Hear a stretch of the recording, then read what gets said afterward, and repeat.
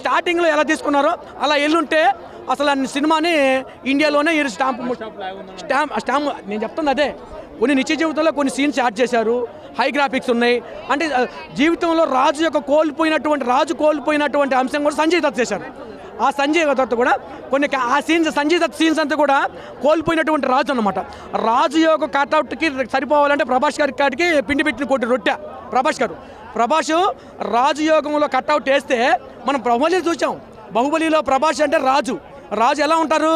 ఒక రాజు కోటకి తగ్గినటువంటి అందం కావాలి, పేస్ కావాలి, కట్అవుట్ కావాలి, హైట్ కావాలి, వెయిట్ కావాలి.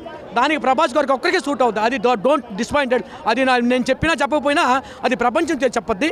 సో అది మాత్రం క్రోకోడైల్ సీన్ మాత్రం నాకు గూస్ బంప్స్ వచ్చినాయి. I'm real opinion. So no disappointed. Crocodile scene మాత్రం ప్రభాస్ గారికి నెక్స్ట్ బూమ్ సీన్. ఆ సీన్ చూడండి మీరు. ఒక్కరు కూడా